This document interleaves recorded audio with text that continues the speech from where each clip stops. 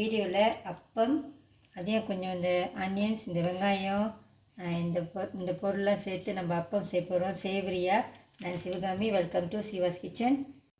இந்த வெங்காயம்லாம் முதல்ல நம்ம கொஞ்சம் தாளிச்சிக்கலாம், வதக்கிக்கலாம். கொஞ்சமாக எண்ணெய் ஊற்றிக்குங்க, கொஞ்சமாக கடுகு சேர்த்துக்குங்க,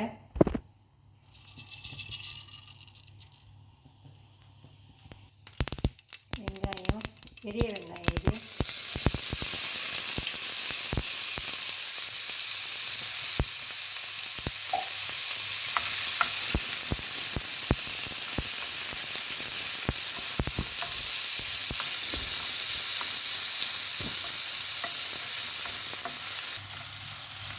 இந்த வெங்காயத்தை லைட்டாக வதக்கிக்கலாம் போதும். அடுத்து நான் கொஞ்சம் கருவேப்பிலை எடுத்து வச்சுருக்கேன், இதை இந்த மாதிரி சின்ன சின்னதாக வெட்டிக்குங்க.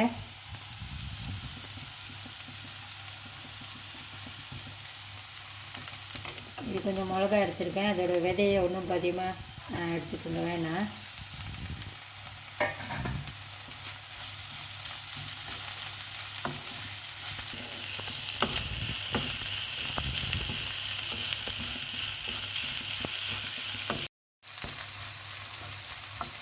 இது வதங்கினது போதும்.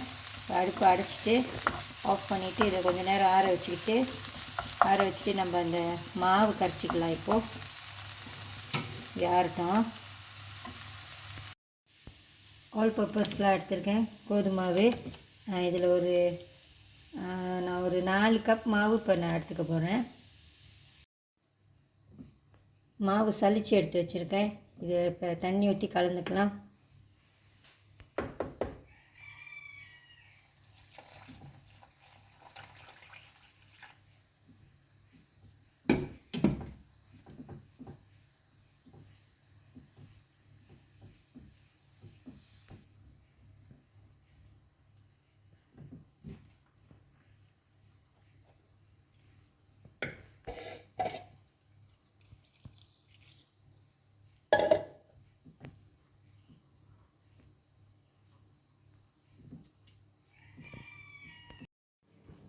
மாவு நல்லா இந்த மாதிரி கரைச்சிக்குங்க.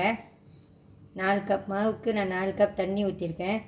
இந்த மாவு தண்ணி இதெல்லாம் வந்துட்டு நீங்கள் ஏறக்குறைய எடுத்துக்கோங்க, அகாவாக எடுத்துக்கோங்க, ஒன்றும் பிரச்சனை இல்லை. இப்போ இதில் இந்த மாவை இப்போ நம்ம வடிகட்டிக்கலாம், ஏன்னா அதில் கொஞ்சம் லம்ஸாக அந்த மாதிரி இருக்கும் தான்.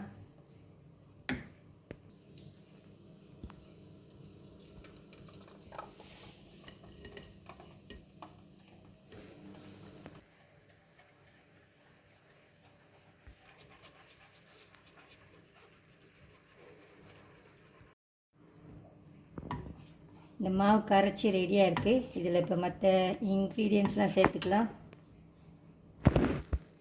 உப்பு கொஞ்சமாக,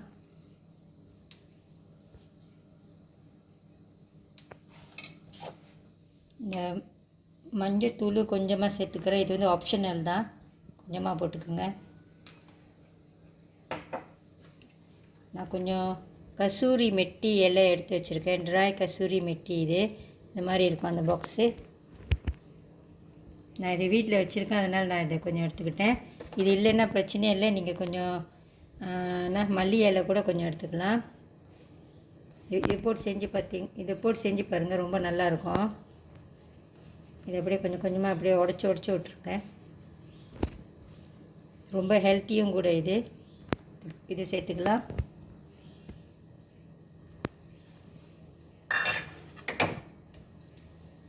கடைசியாக நம்ம தாளித்து வச்சுருந்த வெங்காயம், கருவேப்பிலை, மிளகா,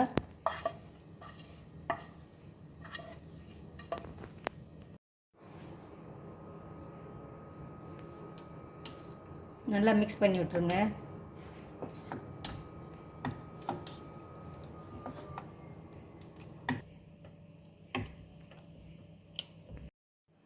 மஞ்சத்தூள் இன்னும் கொஞ்சம் ஆட் பண்ணியிருக்கேன்.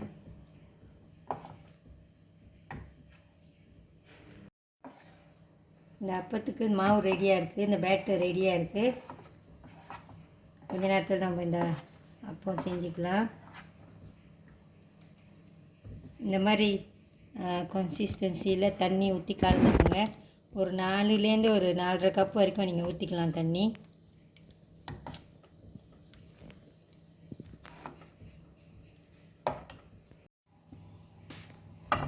ஒரு பேன் இருக்குது, நல்லா சூடாகிருக்கும். அது கொஞ்சமாக அதில் எண்ணெய் பூசிக்குங்க.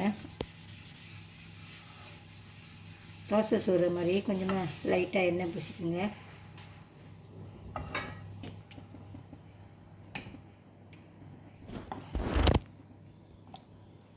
ஒரு வாட்டி இந்த அப்பம் செய்கிறப்போ இந்த மாவை நல்லா கொஞ்சம் மிக்ஸ் பண்ணி விட்டுருங்க, இல்லைன்னா மாவுலாம் அடியில் போய் தங்கிடும்.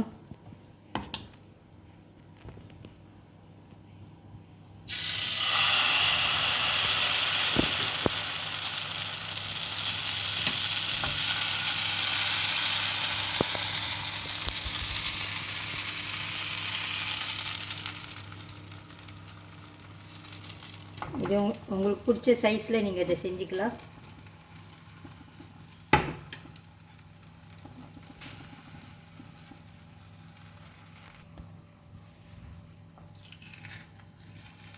இதை தோசைக்கல்லில் கூட செய்யலாம், நல்லா தான் வரும். திருப்பி விட்டுக்குங்க.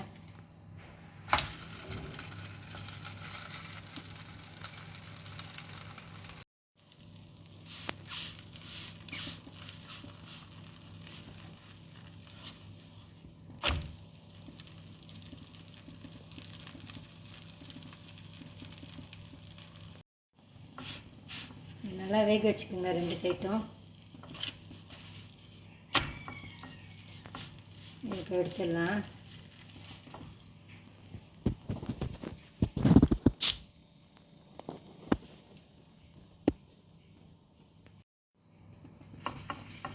அடுத்தது செஞ்சுக்கலாம்.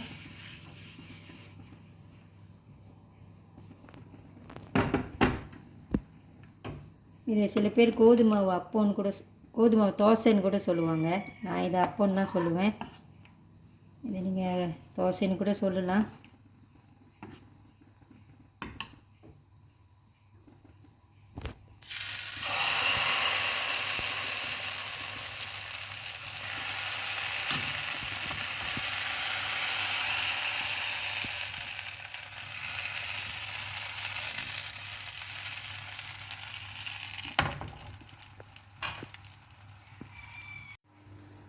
இந்த மாவு இந்த பேனில் நீங்கள் ஊற்றுறப்போ அது ரொம்ப திக்காக இருந்துச்சுன்னா உங்களுக்கு நீங்கள் தண்ணி இன்னும் கூட கொஞ்சம் சேர்த்துக்கலாம். நானும் கொஞ்சம் தண்ணி சேர்த்துருக்கேன். ரஃப்லி ஒரு 4½ கப் தண்ணி இப்போ நான் ஊற்றிருப்பேன். ஃபர்ஸ்ட் வந்துட்டு ஒரு 4 கப்னு நான் சொல்லியிருந்தேன். இப்போ ஒரு 4½ கப் வரைக்கும் நான் ஊற்றிருக்கேன் தண்ணி. நீங்கள் அந்த மாதிரி அட்ஜஸ்ட் பண்ணிக்கோங்க.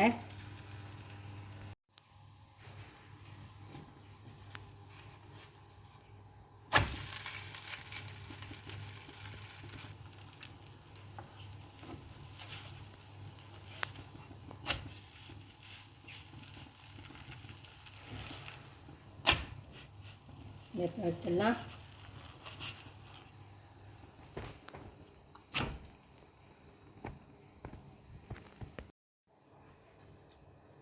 இந்த அப்பம்லாம் சர்வ் பண்ணுறப்போ அழகாக இந்த மாதிரி மடித்து நீங்கள் சர்வ் பண்ணலாம். அழகாக இருக்கும் பார்க்க.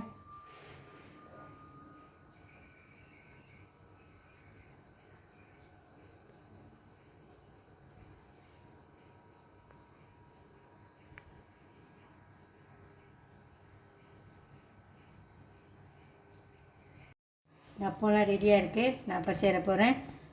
இதை வந்துட்டு நான் கறி கூட தான் இன்றைக்கி நான் இப்போ சேர போகிறேன். நீங்கள் வந்துட்டு கறி இல்லைன்னா, கறி பிடிக்கலன்னா நீங்கள் சீனி கூட சாப்பிட்டுக்கலாம். அப்படி இல்லைன்னா அப்படியே நீங்கள் இந்த அப்பத்தை சாப்பிட்டிங்கன்னா கூட ரொம்ப நல்லாயிருக்கும். ஏன்னா இதில் வெங்காயம், கருவேப்பிலை, இந்த கசூரி மெட்டி இதெல்லாம் போட்டிருக்கறனால அப்படியே சாப்பிட்டாலும் இது ரொம்ப நல்லாயிருக்கும். இந்த வீடியோ உங்களுக்கு பிடிச்சிருந்துச்சுன்னா லைக் பண்ணிவிட்டு, ஷேர் பண்ணிவிட்டு, சிவாஸ் கிச்சன் சேனலுக்கு சப்ஸ்கிரைப் பண்ணிக்கோங்க. தேங்க்யூ ஃபார் வாட்சிங்.